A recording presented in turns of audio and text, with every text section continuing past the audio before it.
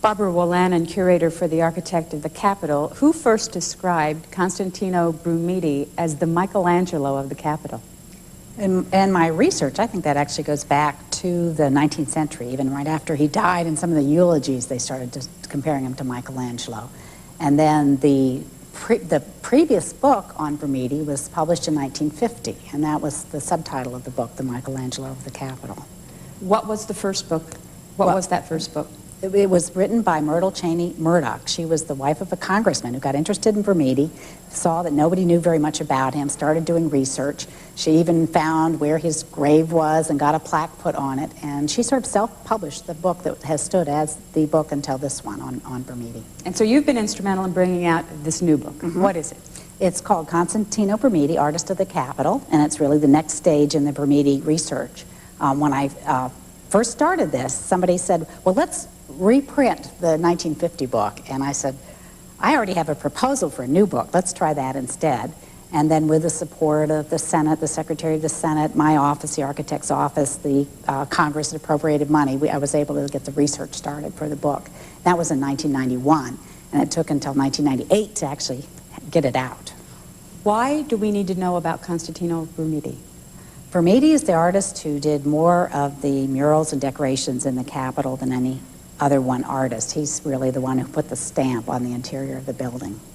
How did he do that? And he came and started working at the Capitol in 1855, just as the wings, that's the part of the Capitol, for example, in which this room is, and the new dome were being built.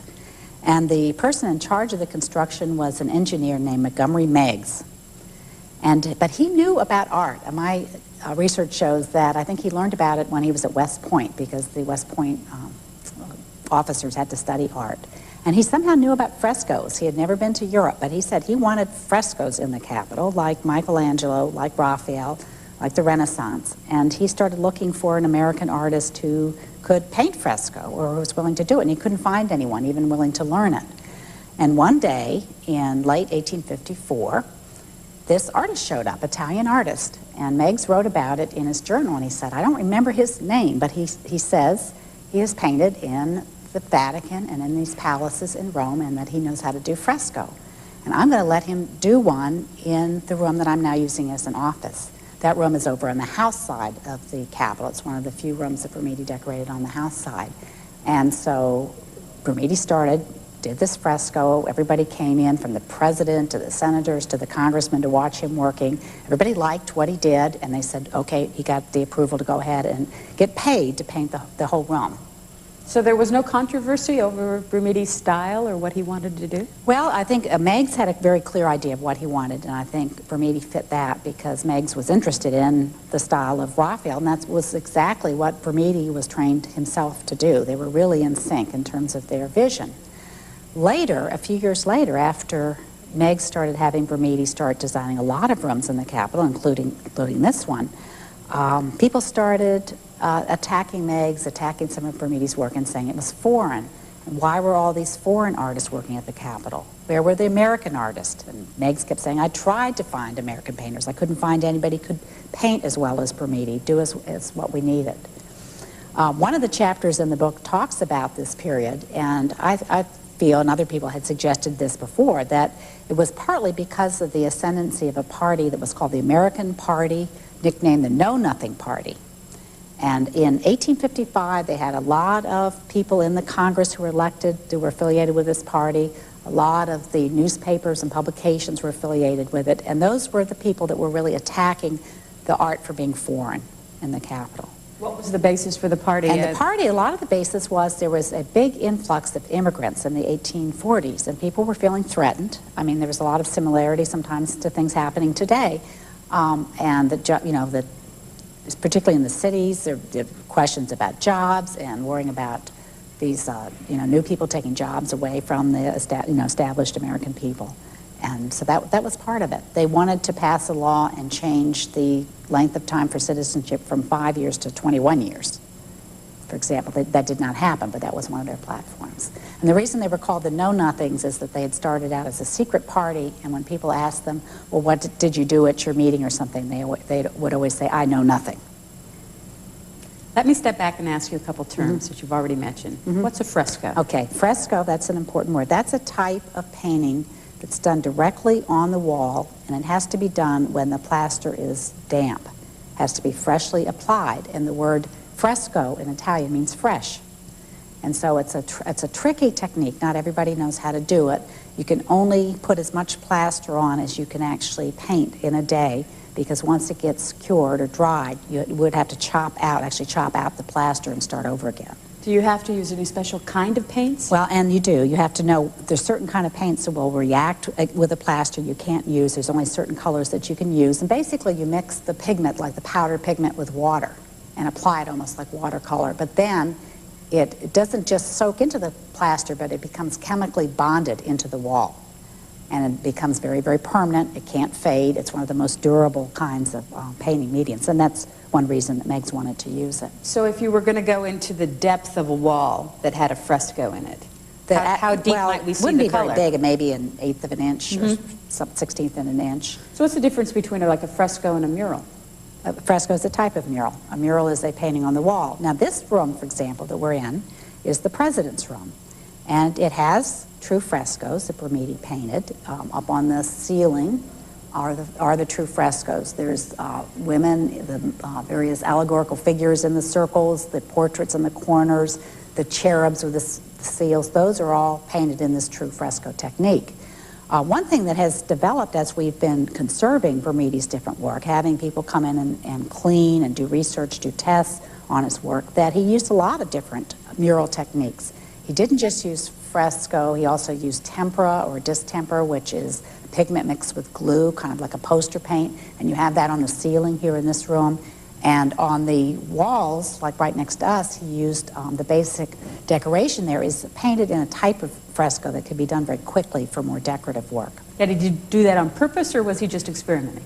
Well, he did it on purpose. I think he had a full command of his techniques. One time he compared himself to the conductor of the orchestra, and he could put this room together. For example, there's a picture in the book where I show there's at least 5 different techniques just in this room alone. But when you look at it, you can't tell. You're not aware of this is where the fresco stops and the tempera starts. It all works together. He knew visually how to make it harmonize. You said this is the president's room? This is called the president's room. What is it used for? And it originally was created for the president when he came to the Capitol. And it was used in the early days when the elections were in March. There would be a period where there was a lot of legislation that had to be signed, and the president would actually come here to do that. And the room is not used that much by the president, but a lot of presidents have come here, have signed legislation. And then today it's used. It's a very special room where senators can bring guests. It's not really open to the public, although recently the door has been open so people can look in. You mentioned the influence of Raphael. Who was he? Raphael was one of the major high Renaissance masters in Italy. He worked in, worked in the Vatican in Rome and established a style of painting which was very classical in the sense that everything was very balanced and sort of pure. And he went back to Roman art of the 1st century. So some of the motifs even that you might see in this room would go back to 1st century Rome. They were revived by Raphael. The idea of the Renaissance means it's a rebirth, a revival of classical art. And then Brumidi was in a later period in Rome in the early 1800s where they were going back and reviving Raphael, and they were going back and reviving the Roman art. So where does the Michelangelo come in? And Michelangelo was a contemporary of Raphael. They were both painting in the Vatican at the same time. Would Constantino Brumidi have ever met any of these people? No, see, they were lived around late 1400s, early 1500s. And Brumidi was born in 1805. Where? In Rome. And what was his growing up like? And his parents owned a coffee shop.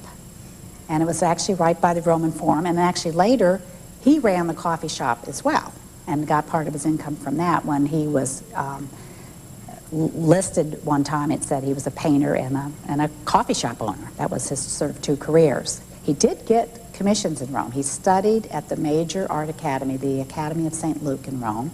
He said that he studied for 14 years, beginning when he was age 13. Apparently showed a lot of talent in art.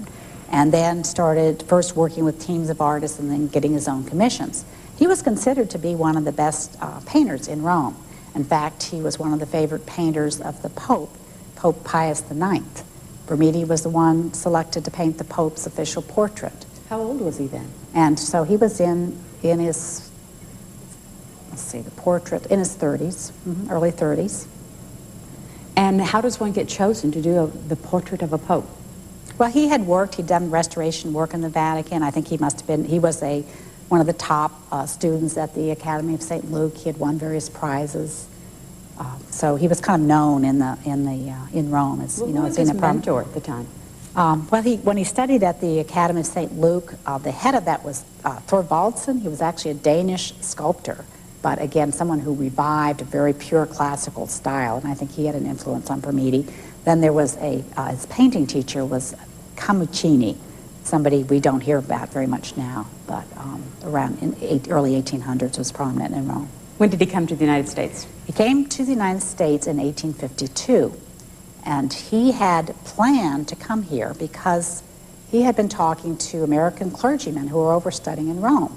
And as I had mentioned, this was a period when there were a lot of immigrants coming to the United States. But by the 1840s, there were enough people, new Catholics, there were communities that were developing, that they were starting to build big churches. And there was a big church in New York City, St. Stephen's, that was being planned. And they had started talking to Brumidi about coming to paint the altarpiece and paint in the church.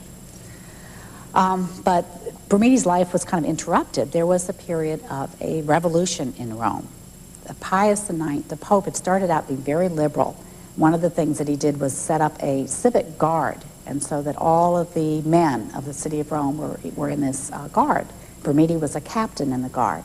And he allowed some freedom of the press. He was getting to be kind of liberal. Well, people started to say they wanted to be independent. They wanted to have a republic. They wanted to rule themselves and not be under the Pope. And the crowd started building up. The Pope fled the city. They declared a Roman republic. This is in 1849. And Brumidi got sort of in the middle of this. I think what happened is that they were going to put troops into a monastery and a convent, and he was trying to keep things safe, so he took things out of the monastery and the convent to keep them safe. And later, after the Pope was restored to power, they did a sort of crackdown. Anybody that had any involvement with this revolution, they were imprisoning. And Brumidi was one of the people, was put into jail and accused of all these horrible crimes, and that he stole all these things and even, you know, raped nuns and all kinds of things that I don't think are true at all. And he got all kinds of testimonies, even from the monks and all these people. Pages after pages of testimony are in the archives in Rome. But he was still convicted to 18 years in prison. But he kept saying, I was already planning to leave the country. I have work in the United States. And so they basically pardoned him and let him leave the country. So essentially he was exiled. And how did America at that time feel about foreign prisoners coming into the United States? I don't know that ever came up as a question. He applied for citizenship right away when he arrived in New York and got it 5 years later. So I don't know if they asked him if he had a criminal record, but he had been pardoned. Maybe that was all right. Did he do the church? Did he work on the church? And he did. When he first came, he worked in New York, and then he went down to Mexico City. He supposedly painted an altarpiece for the cathedral there, which I haven't been able to find yet. And then he came to Washington, and when he met Meigs, and Meigs wanted him to paint the Roman Capitol, he said, well, I'm supposed to be doing this church, but the Congress won't wait, so I'll start on this. And then he did go back, and he even showed Meigs his sketch for the altarpiece, which is in the church still in New York. How did he feel about the United States? Well, I think he was, very enthusiastic about the idea that here was a place where there was freedom, where there was liberty, that he had opportunities. When he first came, he and Meigs spoke French together, because apparently his English wasn't very good. But it wasn't very long before he was writing letters and apparently communicating well in English, that even at the end of his life, people described him as having broken English. He still had a little bit of an accent. What kind of man was he? I think he must have been a wonderful man. I've never heard anybody or read anybody saying anything negative about him, that he was generous. He apparently worked well with teams of people, got them working well together. Both Meigs, the captain, and Thomas Walter, who was the architect in charge of the Capitol, who were fighting with each other, they both respected Brumidi and his work. Was he tall, short, fat, thin? He was fairly short. I forget, I have in the book 5-something, sort of roly-poly, sort of a twinkle in his eye. He loved music. He apparently read Dante and Shakespeare, and I think was just a very lively kind of person. Was he married? He was married 3 times. He had one wife in Rome who died, and one daughter by her, and then he married a very young girl who was only 16 for his second wife. She apparently was left behind. His wife and his 2 children were left behind in Italy, and I don't know exactly what happened to them. It's one of the mysteries. He stayed in touch with his daughter. In fact, she came over and visited him in Washington and wrote to him. So there was still contact there. And then here he had an American wife, and I'm not sure if they were actually legally married because he may not have been able to get a divorce from his Italian wife, but he had an American wife who was known as Mrs. Brumidi. Her name was Lola German, and he was in his 50s, and she was a teenager when they got married, and they had a son, Lawrence, who also became a painter. I think in one place, if I read this right, you say he had an eye for nubile female beauty. Did that end up showing in his work? I think it does. You can see it. I don't know if you can see it so much here, but certainly in the rotunda, for example, right under the dome. There's these wonderful sort of floating maidens. You see those in various places all over the Capitol. Let's talk about some of the places where someone who might come and visit the Capitol may see Brumidi work and maybe before didn't know about it. What's the most obvious place? I think the rotunda is the major place. I mean, he painted the huge canopy under the dome, and this was really designed as part of the design of the structure of the dome, to have this painting. You stand in the rotunda and you look up, and at the center of the composition is George Washington kind of looking down on you. Then there's maidens around him, and then various groups going up around the bottom level. It's almost 5,000 square feet, and he had the skill to paint it so that when you look up at it, you feel like those figures are floating up over your head. How did he do it? He did that in true fresco. There was a scaffold up there that was apparently a wooden scaffold, and painted it in less than a year, which is really quite amazing. At the end of the Civil War. What does that mean when you say true fresco? True fresco is where he had to paint section by section on the damp plaster. And how would he plan out his work? He would do a small sketch, like for the dome fresco. He did a 36-inch, about a yard, oil painting that really showed all of the details. And this is what would be approved before he would start. Then he would start working up larger sketches, so on paper, and finally get to a full-size sketch where that piece of paper he would actually press up against the damp plaster, and he would incise or sometimes do little pounce marks and get the outlines on the wall. So there was a scaffolding that went from the floor all the way up to the dome. I think he actually they had a scaffold up there at the top level, and we don't have a picture or anything of it. But when we did the restoration of the canopy in 1987 to 88, we did go up all the way up from the floor, 180 feet up. What was that like working up there? What would have that been like for Brumidi? I think it was probably similar to the people that were restoring his work. I don't really believe that Michelangelo really laid on his back to paint the Sistine Chapel ceiling. I think that you would stand usually and just, your neck would get tired because the paint would be dripping down and your neck would get stiff. But Brumidi would have stood. He must have had platforms of different heights so he could reach, because the canopy is curved. Did he do it all himself? I think that he did. We don't have any evidence that he had anybody else. He may have had somebody helping mix colors, and there's no difference from one figure to the other in the style. What was his plan? Why did he put George Washington with all these maidens in the clouds? Well, the name of the fresco is the Apotheosis of Washington. Apotheosis means being raised to the level of a deity or raised to the level of like an ideal. And it seems a little funny to us today, but at the time it was very common. Right when George Washington died, there were all kinds of paintings, prints of this idea of him being raised up to heaven. People really saw him almost as a god. So it made sense to have him at the center of the Capitol. Also, originally, George Washington was supposed to have been buried right directly all the way down underneath the spot where Brumidi painted him. That never happened because his remains stayed at Mount Vernon, but in a sense it sort of kept him at the center of the building by having him in the fresco. Did Brumidi himself have any kind of affection for George Washington? I've never seen any written descriptions, but Washington is a big theme, and that's I guess the reason I ask is because throughout the book that you talk a lot and you show a lot of examples of the different ways in which he portrays Washington. I think for people, Americans at the time, Washington was just still so much of an ideal. I mean, he was something that hadn't found very much written about it because nobody disagreed. I think that's why. It wasn't a controversy. Everybody thought that's obvious. Yes, of course we should have, highlight George Washington.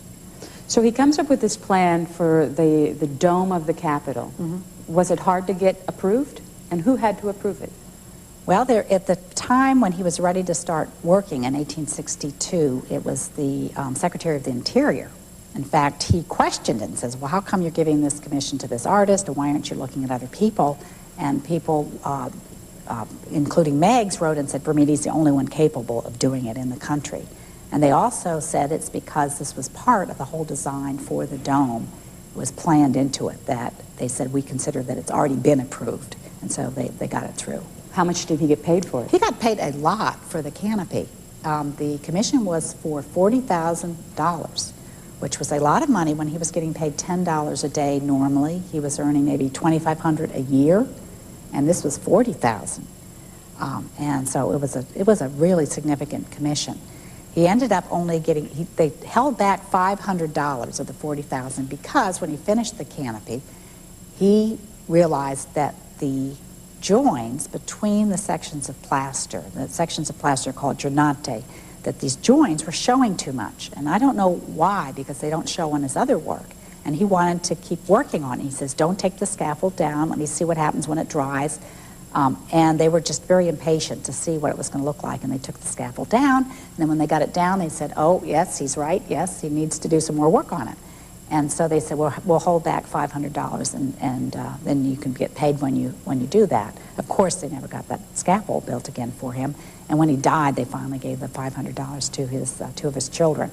Has the Congress ever done any work on that one besides the restoration to take care of those issues? Well, that was the big restoration was 1987, 1988, and there had been one previously in 1959.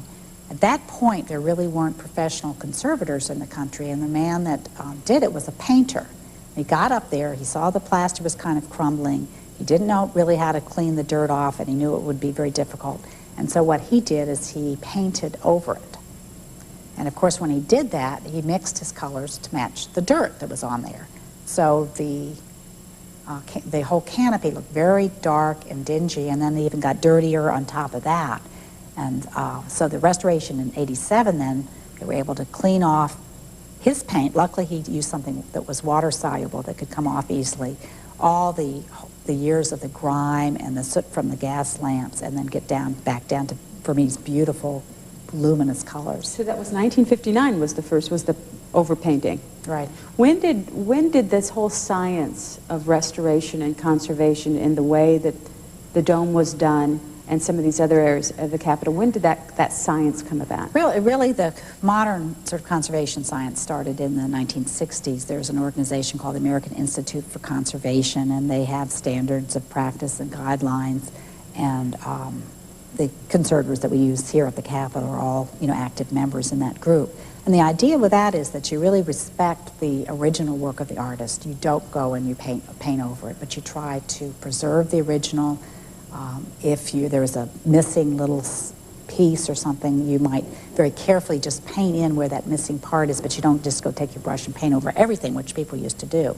And you always use things that are reversible, so if somebody comes along later, they can clean off what you've done, and they'll know the difference between the original and the repainting. Besides the actual dome itself, did Mr. Brumidi have anything to do with the rest of that dome area? Yes, he also designed and painted part of the frieze, which goes around the bottom of the dome. And what's a frieze? And a frieze is just a sort of an architectural name for a horizontal kind of band around a building.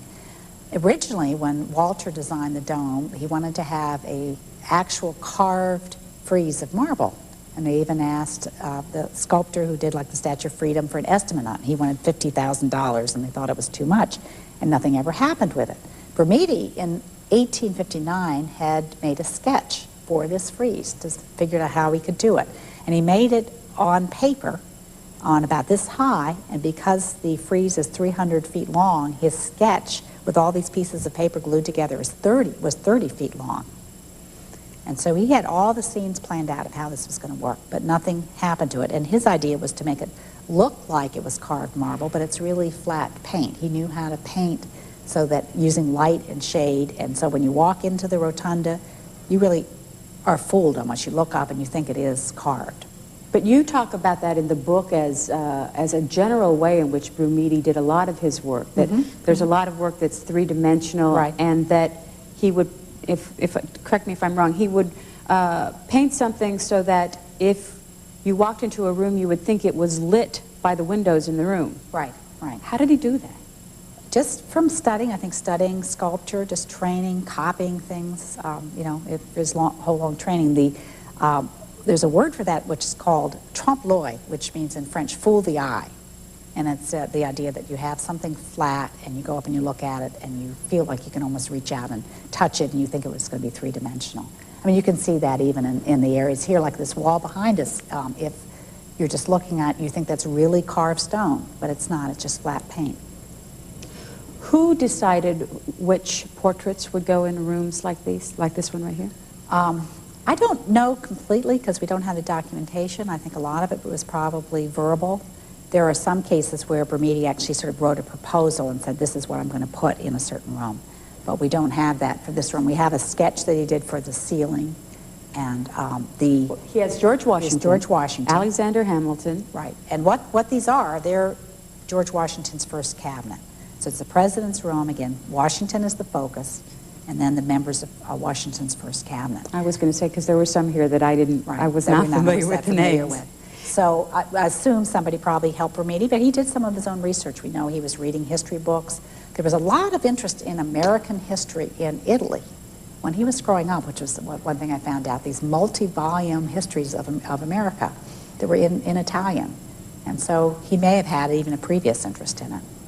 And going around in the ceiling of the room, then you've got Christopher Columbus. Again, these were just his choices or someone's choices. Well, I mean, he may have worked with Meigs. A lot of this was worked at with Captain Meigs. Benjamin Franklin. Who else is in this? Vespucci, yes, Vespucci, and then somebody named Brewster, who was one of the Pilgrims, leaders of the Pilgrims. and then the reflections of the seasons is part of this. Well, this is not the Seasons. The Seasons is in the house room, the first room that he painted. These are different figures that represent things like executive authority, liberty, and then he has one on religion in this room, which was kind of unusual, a figure representing religion. And why religion? Do you know? It's sort of the idea these are the foundations of our country. Now, the other thing you talk a little bit about this room are the cherubs. But you can see there's lots of cherubs. Right. What's the meaning of a cherub? I mean, in terms of art and in terms of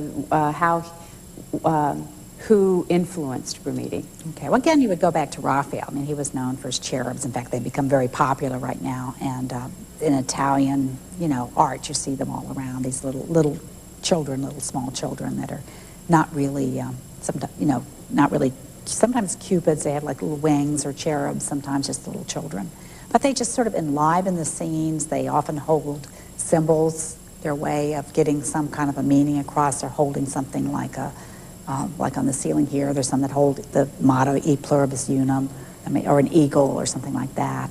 It was just a real way of enlivening the scenes. And he must have really just enjoyed children. You can see that from his, each one is different, has its own personality. What about the flooring in these rooms? The floor here is made of Minton tile. And it's a type of tile that was made in England in the 1850s. And again, Captain Meigs was responsible for this. He obviously loved rich decoration and rich color.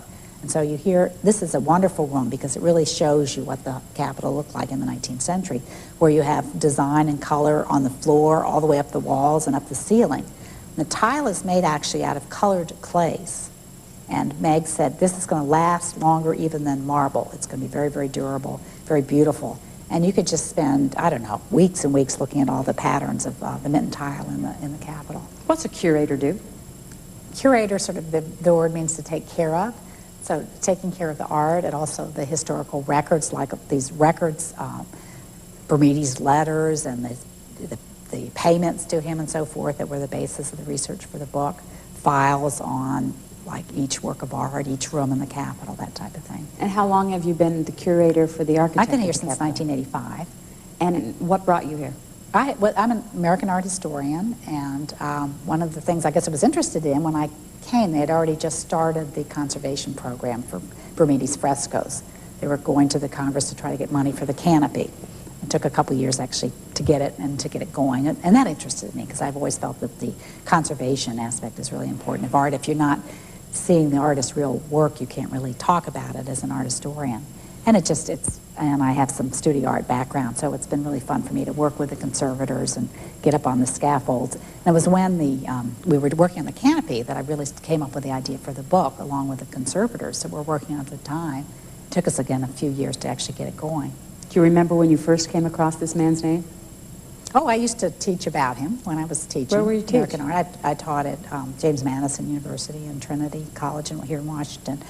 But I didn't think he was very good or very interesting. And I realize now the reason is all of his work almost in the Capitol had been either painted over by somebody in the 1920s, 1930s, 1950s, or it was covered with discolored varnish. And so it just did not look very attractive or very good.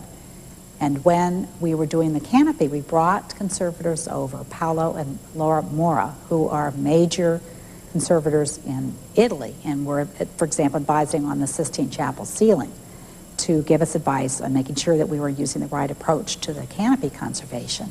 And when they came and they were just like bowled over by how good Brumidi is, they could really see it. They could see through the dirt and the overpaint and see the quality of his work. And that really made me stop and think. The other area that people see and actually can get really close to is the Brumidi corridor. Right. Where is it, and what's it look like? That's down on the first floor in the Senate wing, and I was going to mention the other area really open to the public where you can kind of wander and really look at details. And the exciting thing there is that we've been doing conservation. We've finished like the first 3 phases of the walls, and those corridors, when you would look at them, they look brown, green, and yellow. But when you read the guidebooks, when they were first painted, they talked about them being red, white, and blue. And I was like, well, what's happening here? So the conservator started doing tests and opening up little windows, which you can still see down in the corridors. And we found out there is this beautiful, brilliant blue and a soft red and this creamy white underneath the paint that had gone over it. And what happened is because the paintings are right down the level where people can touch them and bump them, they were always very vulnerable to damage. And when they would get damaged and would be touched up, whoever would touch them up would mix the paint to the dirt. The next time, the person would mix it to whatever discolored varnish and dirt was on it. So something that was a beautiful kind of stone color eventually gradually turned to like a really murky green. And that happened for a lot of these decorations. Luckily, they were painted in the same kind of fresco that these walls are, and they were quite durable. So the conservators were able to actually scrape, very, very sharp scalpels, the layers of the oil paint off, and were able to get down to the original layer and reveal it. I remember walking through that corridor one time when some of the conservators were there, and this looks like a surgeon's scalpel almost. I mean, it's just, how long does it take to do an area like the Brumidi corridor? Well, it's very time-consuming. In fact, the scalpels get dull very quickly. They keep having to change them. I mean, they spend, months doing, a few relatively small area.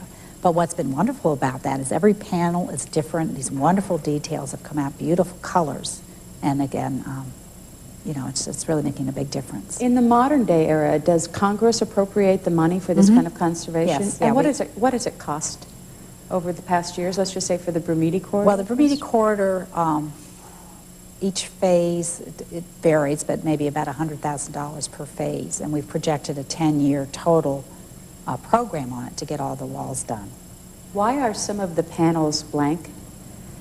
I believe because Brumidi never had a chance to go back and finish them. We used to always say that it was because he deliberately left them for future events, but now looking at the research, I found sketches, I found letters where he's saying, I've got the designs already, let me go back and finish them. They either didn't want to get them into the room or they were running out of money, and he just never got back to finish what he had planned. So what have you done with them?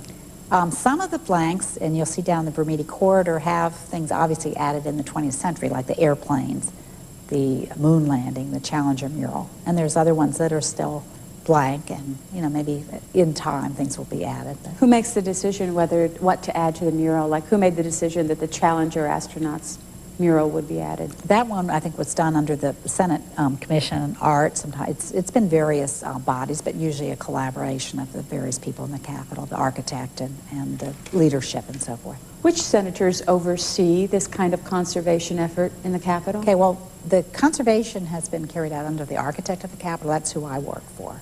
And then we go to the Appropriations Committee, so both the House and the Senate have to agree on the total program. So there isn't a senatorial committee that actually oversees the work of the architect of the Capitol? Well, it's the leadership, the appropriations, there's a lot of different people, the rules, the House administration. So the architect answers to a lot of people. And who is the architect of the Capitol? His name now is Alan Hampman. And how long has he been He's here? been here about 2 years. And prior to him? And prior to that was George White, who was here for 25 years, and he was the one that got a lot of this conservation started, took a lot of personal interest in it. I noticed in back of their names there are some initials. I wondered if you could explain this to me. Okay. One of them had an AIA and one had an FAIA. Okay. AIA is American Institute of Architects, and the FAIA is a fellow of the American Institute of Architects, which just means they've been elected to that sort of higher status. Later in his life, what was his life like as he got older? I think the end of his life was not that happy. He separated from his wife around 1870. The third wife? The third wife. And he lived until 1880. We know that his health wasn't good. He would write letters to the architect. Well, he had, I think, rheumatism and had just a number of health problems. He was almost in his 70s then. In fact, when he was painting the frieze, which was the last thing that he painted in the Capitol, he got so weak he couldn't climb up all the stairs, and they started hoisting him up in a basket to get up there. Did he ever go back to Italy? No, I don't think he could. I think because of this exile. Did he ever leave the United States again? He went down to Cuba one time that I know. When he was working on the Capitol, what was going on in the country? I mean, was there any attention being paid to what this man was doing? Oh, there was 1862, you said, so wouldn't we be... When he was doing the canopy, started that. Middle of the Civil War. Middle of the Civil War. The newspapers would talk about him. Of course, the war was going on, but they would report once in a while. And by the time that he died in 1880, his style was kind of out of fashion, and not everybody praised his work. They saw it as being old-fashioned. How did you do your research? Well, it started out by first trying to gather all the documents. I was able to get a research assistant who was a tremendous help. And we actually built a big chronology with every letter, every voucher, every payment, every newspaper article we could find about Brumidi, put it all in chronological order. And that really showed the pattern of his life, in a lot of detail. And then kind of broke down for the section on each room, like this room, for example. Try to find everything we could about this room, get that all together, and then look and see what kind of a historical development was there. Did he keep a journal? He did, and I would love to have a journal. I'd love to have his letters that he wrote to his daughter in Italy, but we don't have anything like that. What about other descendants? There was a granddaughter we know in Italy when he died. His son, his American son, who was a painter as well and had quite a successful career, ended up being institutionalized in St. Elizabeth's mental hospital and died there. And this was the painter? The painter. So the painter never finished any of his father's work in the Capitol? No. He claimed at the end that he might have helped him on the frieze. I don't know that he may have gone up with him. And he wanted to finish the frieze. After his father died, it was only about a third done, and he wanted to be able to finish it. But they ended up getting another Italian artist that Brumidi recommended, who had been trained in the same school in Rome. His name was Constantino, and he was the one that carried out Brumidi's sketches. What kind of impact does his work in the Capitol has it had on other federal government buildings in the Capitol Hill area? Are there any that are painted like this? That's a good question. Thinking Supreme Court right. building, well, the Library Supreme Court of is Congress. much plainer. The Library of Congress is later. Of course, that opened in 1897. And I don't know if it was directly influenced by the capital. It certainly is as elaborate or more elaborate, but they, again, were looking a lot to European sources as well. Where was he buried? In Glenwood Cemetery. It's off North Capitol Street. He was actually buried in the German family gravesite, which is his American wife's gravesite. She was the one that took care of, still took care of him, even though she had married somebody else, and took care of burying him. What happened to Meigs? Meigs, excuse me. Yeah, he was here at the Capitol from 1853 to 1859.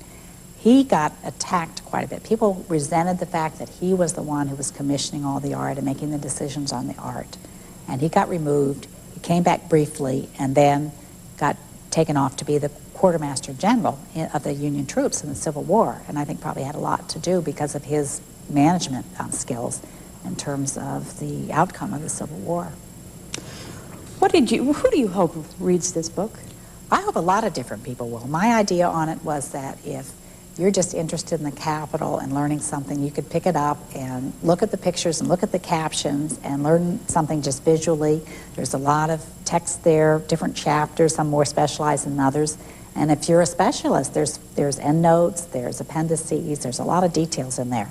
So my hope was that it would, a lot of different types and levels of interest would enjoy the book. Besides the rotunda and the Brumidi corridor, are there any other public areas of the Capitol that people could see other parts of Brumidi work? This is not an open room. Right. There's a room on the opposite side from where we are at the Senate chamber, which is called the Senate reception room, and that is open to the public. And talk a little bit about that room. What's it look like? That is as elaborately decorated as this one. This one is one of my favorite rooms because Brumidi actually got to finish it. He was painting it in 1859. He signed one of the frescoes 1860, and he got to finish every square inch of it. Is the signature here? Mm-hmm. It's up there by the chair with a book. Did he always sign every room? Not every one, no. I think this one was finished. He was proud of it, and he did it. When you look at this room, there's one area that doesn't look finished. It's around the chandelier, and that's because plaster fell in 1921, and Brumidi's original cherubs were lost. Somebody painted some later, but because they were so different than Brumidi's style, they were just painted on canvas. We didn't replace them when we did the conservation in the room. But Brumidi did have the room 100% finished. The reception room, he started designing like in 1856. He painted a little bit of it in the 1850s. Then he kept writing letters, let me finish my plans, let me finish my plans. 1860s, he painted some more. Another part of it in the 1870s, but he never got to finish his designs. Who was he asking, let me finish? Well, it's different people in different periods. First, he was really working under Meigs when the construction was going on, and then later he was working with the architect of the Capitol at the time, and different committees that would have to approve it. So what is that reception room? What's it look like? Oh, well, it's beautiful. And the thing that's unusual about it is that it's not just the frescoes and all the murals, but also there's this elaborate gilded plaster work, three-dimensional plaster work, which is very beautiful and unusual. And the plasterer who was working at the time was really trying to show off what he could do, with that medium. Talk about the House Appropriations Committee room. Okay, well, that was Brumidi's first room, and so this is where it had to be good. This is what was going to get him into working at the Capitol. And so Meigs actually was keeping a journal. We have his journal. And I've included his comments on the development of that room in the book because it's so fascinating. The journal has been sitting over in the Library of Congress for decades, but nobody could read it because it was written in shorthand. It looks like it's sort of like just little lines, Pittman shorthand. And there's been a joint project that was sponsored by the Senate History Office to get these journals transcribed. Someone who used to work in the Senate actually knew how to do it. And so we now have Meigs's journals, and so we have the scene of Brumidi showing up and Meigs meeting him, and Meigs would sit and watch Brumidi paint, and he describes his technique and how he wasn't happy with something, and he would chop it out and do it again and work on it, and all the people that came into the room. And so that's in the book. It was really such an unusual document of that. Was Brumidi a perfectionist? Or did he understand the limits of his time? Well, on this one, he was a perfectionist because he had to get this one really good. He had to satisfy Meigs. And I don't think he always fussed as much over some of the other ones. He knew what he was doing, and when you get up close to a lot of his frescoes, like in the frieze and the canopy, he almost painted like an impressionist. He would just do this little dab here and a little dab there and the highlight, and when you step back from it, it looks three-dimensional. When you go up close, it doesn't look like there's that much there, but he knew exactly how much to put. What was the next room then, after that one was done? After the House Appropriations. House Appropriations, and then the one after that was the what is now the Senate Appropriations, which was painted for the Naval Affairs Committee at the time. That one sometimes is visible to the public. There is a door with glass in it, and when that door is open, you can look in from the corridor and see the room. And what are the particulars about Brumidi's style that he used there? That one particularly is in the Pompeian style. What's that? Pompeii was a city, a first-century Roman city. It was buried by eruption of Mount Vesuvius in 79 AD and was excavated in the 18th century, was known in Brumidi's time. And Brumidi said, you know, I painted this in a Pompeian style, and he must have gone there. He knew there were books about it and everything. And so the Romans were also doing this idea of illusionism, making things look like they're floating in space or looking like something that's three-dimensional architecture. So all those motifs Brumidi picked up. And because it was a Naval Affairs Committee, everything in there is sea gods and goddesses. There's these maidens, and they're holding things like sextants and telescopes and things that have to do with the marine life in the sea. And then the room that was intended to be the Senate Library, is that correct? What's that room? That's a beautiful room. That now it's called the Lyndon B. Johnson room because Johnson had used it. And it first was going to be the library, and then it was actually used as the Senate post office. And that, again, was one Brumidi started working in, did some of it, and had to come back later, but he did get to complete that one. And that one has things in the ceiling that have to do with things like there's a scene of telegraph, for example, of communication that had to do with the post office. Besides the actual fresco painting, and you said he was involved in the design of a lot of these rooms, are there other architectural areas within the Capitol that he might have had some influence? I was thinking particularly about maybe some the banisters, some flooring. Would he have more to do in any room besides just the walls? I think that he did, and we have little snippets in letters and in Meg's journal. But there's beautiful railings. There's some right outside this room. We call them the Brumidi staircases. He did a first sketch for them, and they were actually sculpted by a French sculptor named Baudin. But Brumidi sort of had the idea for it. He was consulted, and even sometimes on what color to make cover the chair cushions and things like that. He may have had something to do with the mitten tiles. I mean, his son claimed that he did. I can believe that he maybe he made sketches or something for some of the designs. We haven't actually found them, but it's very possible. He was the reason I used the title for the book, The Artist of the Capitol. That's what he was called. He was very proud of that. And he was paid a lot more than any of the other people working at the Capitol. He was paid first $8 and then $10 a day. The other artists that were trained artists were being paid maybe $4 or $6 a day. And even Meg's, if you divide out his salary, was getting maybe $5 to $6 a day. So Brumidi was really respected very highly at the time he was working there, and I think his judgment was called on for probably a lot of color choices and decorative choices. He was not painting alone. I need to make that point. Like down in the corridors, there were whole teams of artists. He might have had like 5 people working, say, in this room with him that were doing the more decorative parts. He would have been doing all the true frescoes and the portraits and major things himself. And you said he was a reader of history. Where did he do his research? Well, he would sometimes get a book, like from the Library of Congress, or we have letters like that. Somebody would get him a book. You know, he had things, I think, in his studio and so forth. He would go and, like in this room, for example, the portrait of George Washington is based on the one that is now in the old Senate chamber by Rembrandt Peale. And there's actually a little bit of a note where they brought the portrait here to this room so Brumidi could copy it. At the end of his life, you said you did not think he was as happy of a man. Did he have any idea of the impact that he would have in this Capitol building? Did he personally know?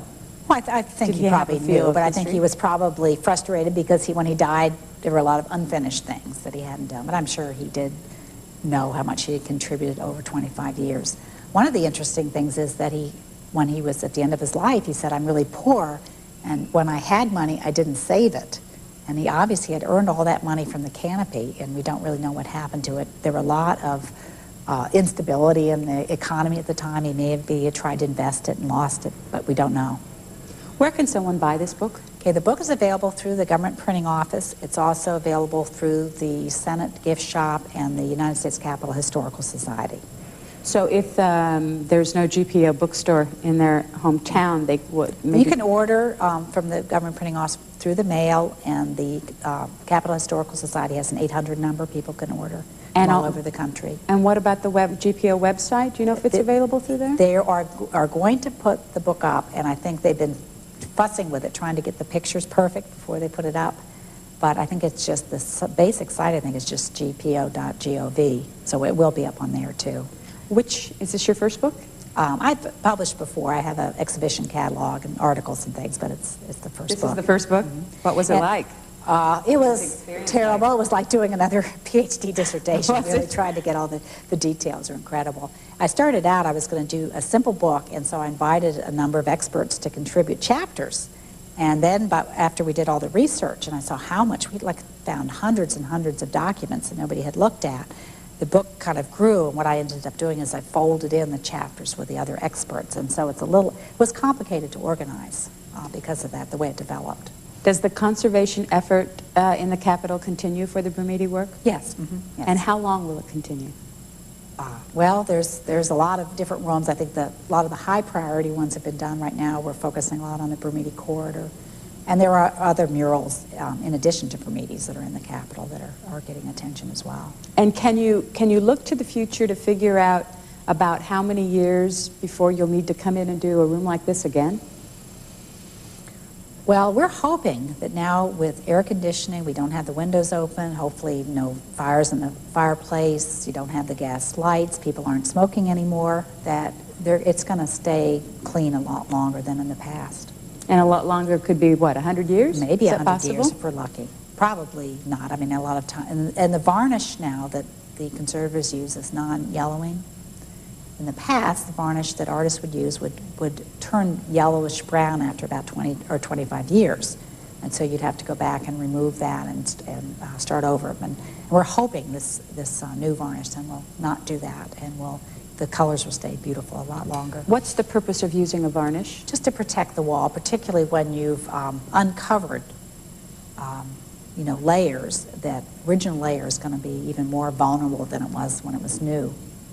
And it just keeps it from, if anybody touches it, you hope people don't touch things a lot, and also makes the colors look really bright. But the conservation is a big theme in the whole book. I've really tried to explain about the process and the importance of it. And several of the sections were actually written by some of the conservators that have worked on the Brumidi's here. Mr. White, thanks. Bernard Rabin, Constance Silver, Larry Keck, Perry Hurt, Christiana Cunningham-Adams, and Catherine Myers. Who are those people? Those were all people that have worked on the different frescoes.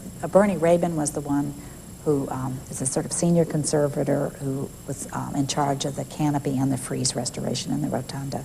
And some of those other people were on his teams. Barbara Wolanin is headed up this project for this book, Constantino Brumidi. Thank you very much for joining us. Welcome.